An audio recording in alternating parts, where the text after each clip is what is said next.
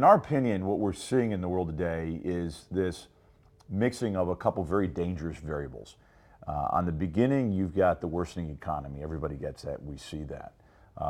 Globally, I guess according to Forrester, 40% of businesses around the world are now cutting their IT budgets in general, not just keeping them flat, but cutting them. And a part of that is your traditional IT security mechanisms as well. So we're seeing this tightening of global IT budgets. We're seeing pressure put on businesses and their ability to protect their data because the IT security budgets are also being crunched. So that's one big variable, and that's always going to be a risky, piece of the pie.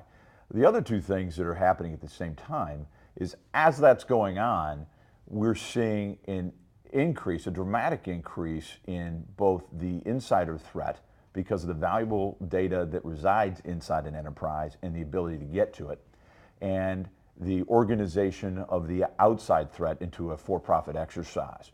And really what we believe is this is creating this perfect storm. So you have a modification in your threat landscape that says this is a for-profit exercise by well-funded, very targeted individuals that can be in any nook and cranny in the globe. Now, there's been some studies done recently that are really interesting, and they're tracking the escalation in threat detects and tying them to downturns in the stock market. And I'll give you one specific example. We had a 5.5% downturn on September 14th. We've been averaging about 8,300 detects.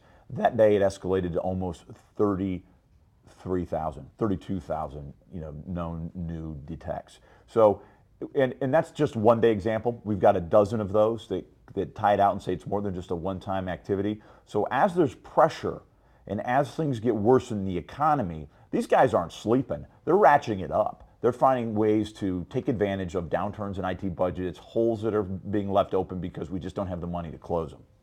We've heard about the insider threat for 8 or 9, maybe 10 years now. We've talked about employees that do things by accident. We've talked about lost laptops, USB keys, all that stuff. It's getting to more than just the lost part. This is about information that's worth a lot of money.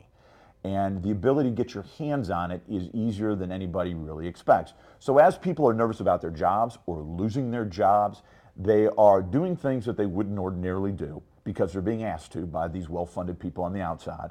And that's taking information from the business that has value. I think today the average record, electronic record, has a value of about $200 per record. So people stealing customer databases, employee information, payroll data, whatever it is, it's a value on the outside. The employees are doing at an increased rate. And there's plenty of examples of it. All you got to do is look at the news, and insider theft, electronic insider theft. You'll find 1,000 examples. I don't need to reiterate them for you, but it's absolutely on the rise, and you need to be worried about it. There's a recent study that we just did with the Ponemon Institute, which was really interesting. And one of the things that I took out of that study was the absolute break between the IT operations guys and the security guys with the knowledge about what's really going on in terms of threats, what's actually happened. Not about what might happen, but the actual threat environment within their own business. There was almost a 40% gap between what the IT security guys had known that actually happened within businesses. These are security departments, IT departments globally. And on the other side of it was what the IT operations guys actually knew happened. So people need to get in sync with what the real threat landscape is, what's happening to you at the business level, and then make sure your budget's there, because I'll get back to what I preach on all the time: brand and shareholder equity. I think the first one is collectively is going to be communication and knowing your risk. You got to know what really puts you at risk. And this has to be executive level driven, not head in the sand. We're all guilty of it. It's complicated. We don't necessarily understand it. My first recommendation is CEOs, get with your IT departments and understand those areas of data that put you most at risk, and focus on brand and shareholder value. What, if it happened, would crush you? I think the second one, which should seem just blazingly obvious, but people aren't doing a good job of it, is managing your vulnerabilities. Gartner says that 90% of the attacks are leveraging vulnerabilities for which remediations exist. So the opposite side of that is we're just not doing a good job of patching and remediation of vulnerabilities that exist within our enterprise. So one, know them. Two, be proactive. Get out there, manage them, patch them, and do it holistically.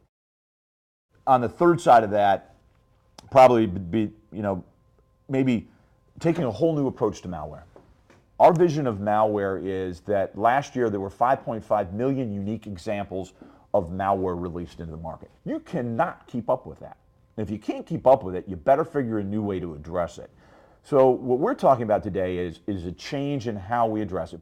And the future is the understanding of not just whitelisting, because that's a great concept, not flexible enough, not just blacklisting, which is also a great concept, but not flexible enough, but also the interaction of gray listing, and three of them working together, creating a trust cocoon that your employees can leverage of known good applications, operating systems, known people and process and paths. On the fourth side is protecting your data. There's some things that we should be doing. Do we really protect our data? Do we enforce policies all the way down to the machine? And I'll talk about enforcing policy and having the ability to enforce them as my number 5. But right now, do you drive to people, to groups, to machines, processes that set rules about your ability to move data in and out of your network? Do you do that? Or are you in this giant, it's hard. You shouldn't be there. You got to enforce it. You need to encrypt your data. Are you allowing things to move out of your enterprise onto mobile devices, onto USB keys, onto phones and PDAs that's not encrypted? Are they being left in taxis, in airports around the world? So know how to protect your data. There's some good tools out there that are inexpensive if you consider the risk associated with not doing it properly. It's great to have policies about what you're allowed to do or not allowed to do, but if you don't have the tools there to enforce it, you're toothless. It doesn't matter. People will find the machines that don't have the protection on them where they can download. There's a great example of this last year at one of our biggest mortgage companies, where an employee who was about to be fired found a machine that had no controls on it and started downloading, mortgagee information to sell it. And that's what happens to you. So not only do you need to have the rules and the tools to protect your data, you got to have policy that marries with that. So I think those are probably our 5 key areas that we would recommend.